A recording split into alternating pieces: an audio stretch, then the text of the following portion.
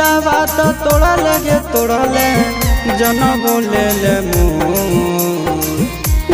तेरे कठोरा दिल तोरा तेरे